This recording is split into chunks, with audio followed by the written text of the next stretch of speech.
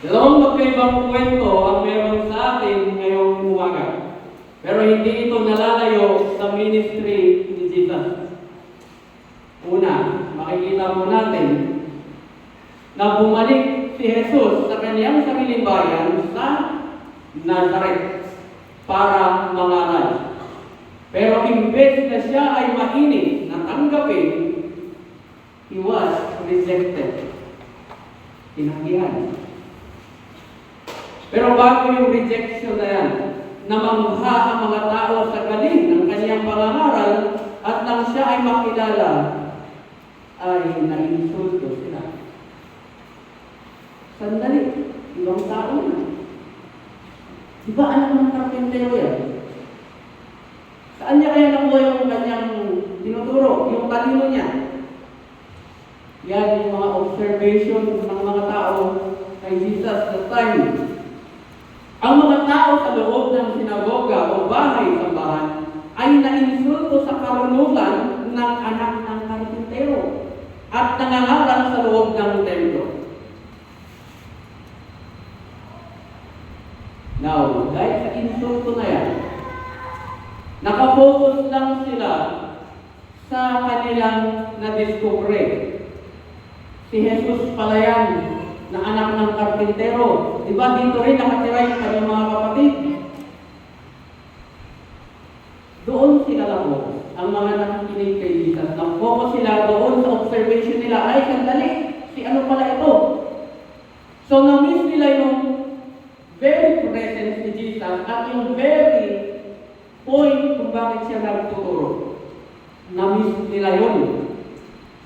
Now, i-relate ko ito sa ating naging buhay noon. Siyempre alam natin na ako ay taong seminaryo na lumaki doon at namulat ako sa mga gawain sa buhay ng simbahan. At nakakasalamuhan ko lahat ang mga taong merong liberal at konserbatibong pananaw sa tungkol sa simbahan. Ngayon, naordinahan ako. Kung ano ang observation ng tao sa akin, madalas kung naririnig ito at hindi lang naman siguro sa akin, ay tignan na natin kung anong magagawa nito. So you see? Kung ang tao ay nakafocus doon, sa titignan natin kung ano ang gagawin ng tao ito. Yung effort ng isang tao para gumawa ng maganda or ng bago is nawawala. Useless. At napaka-challenging ito sa part ko as a clergy kasi may mga tao na inaasahan ko sana na magtatanggol sa akin pero nasaan sila? Tahimik sila. They were silent when I needed them the most. At sa tingin ko, hindi lang naman sa akin, kundi sa inyo rin naman. We have to understand that acceptance is very important. Ang pagtanggap ay napakahalaga. Kung may ganyang tao sa iyo, tanggapin mo na. Go! Gawin mo pa rin ang dapat mong gawin. Na alam mong tama at alam mong maganda ang gawin. And just like Jesus, namangha at hindi niya inaasahan na ganun pala ang magiging reception ng mga tao sa kanya. And could possibly na nasaktan siya sa ganong reaction nila na imbes na makinig, na-focus sila sa bulong-bulong. And again, as Jesus said, dito ang kanyang sinabi, ang isang propeta ay iginagalang ng lahat ng tao, maliban ng kanyang mga kababayan, kamag-anak, at ng kanyang pamilya. And after that incident, matapos yung pangyayari na yun, umalis sila sa Nazaret. Which, ito dadako na tayo sa second part ng gospel. Walang binanggit kung saan, specifically, basta sinabi, kabilang na yun. Now, hindi sila umalis or hindi umalis si Jesus para magsulo or para magtago, kundi umalis sila para humanap ng lugar na kung saan sila ay tatanggapin openly. And nang dumating sa point na sila ay tinanggap sa isang lugar, nag-decide na si Jesus na ang 12 ay lumabas ng pares by pair. Kung 12 sila, ilan ang pares? 6. So 2 by 2. Palang maglingkod sa mga tao. Now, ano kaya ang dahilan ni Jesus kung bakit niya by 2, by pair sila naaalis? Ang dahilan nito ay para magsuportahan ang dalawang disipulo. Support body. Siyempre tayo din naman sa isang sitwasyon ay kailangan din natin ng isang body, tawag na magsusuporta sa atin. At yun ang nakikita ni Jesus na kailangan nila, kaya nga by pair silang umalis. And bago sila umalis, merong specific instruction si Jesus.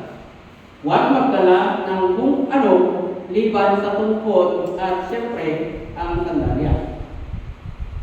At isa pang instruction, kapag kayo ay pinatuloy sa isang bahay, manatili kayo roon hanggang sa pag-alis ninyo sa bayan. Kung ayaw kayong tanggapin o pakinggan sa isang bayan, umalis kayo, ipagpagang alikabok sa inyong paa bilang babala.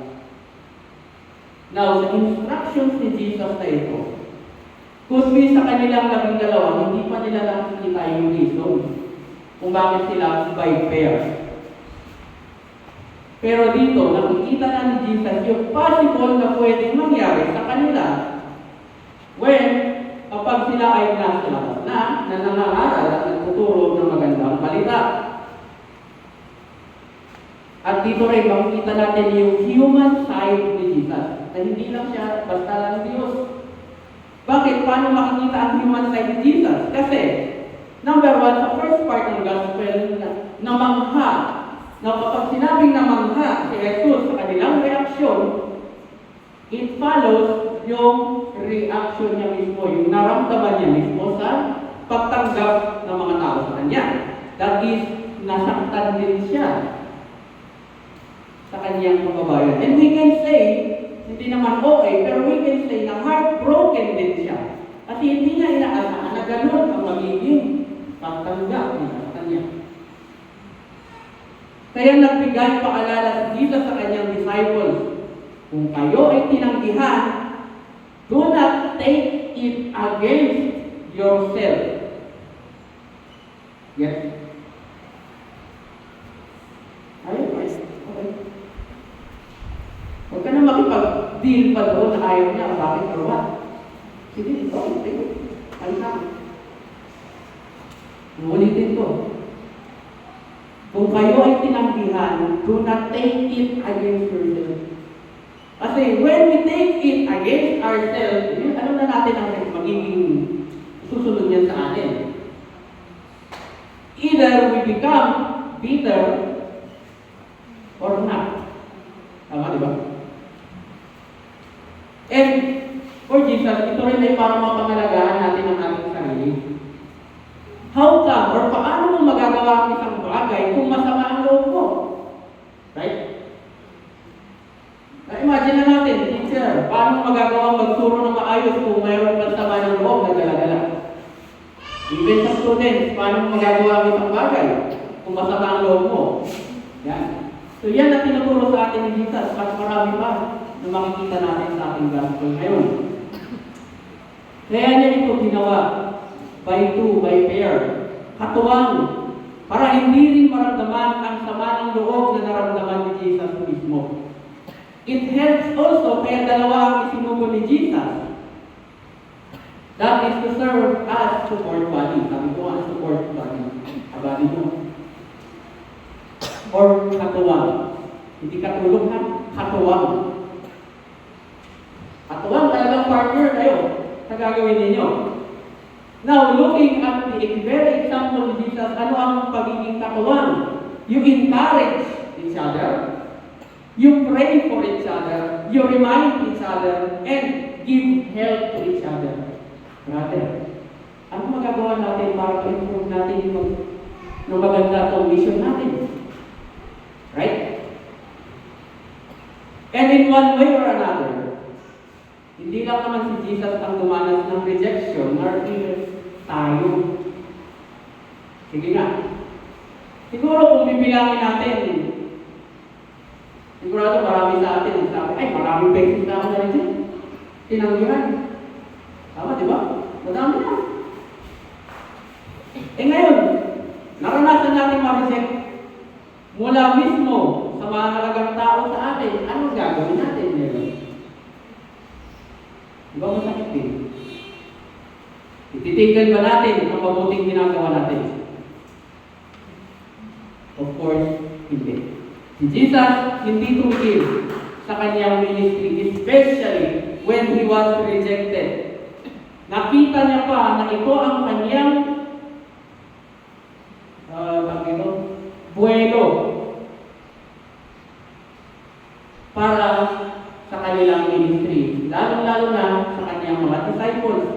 Buwelo para mas makabuwelo sila going forward, move forward.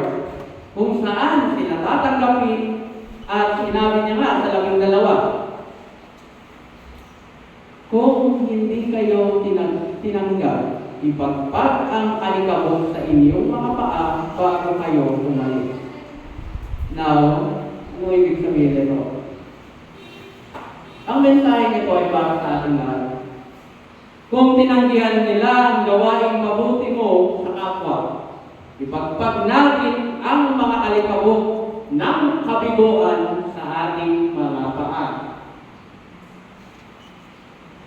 Nakakuha ba natin? Kung the very moment hindi naging successful ang ginawa mo, ipagpag mo na. Iwan mo na kung saan nangyari. Ganyan. Mayroon pa nga iba dahil sa sobrang pamahiin.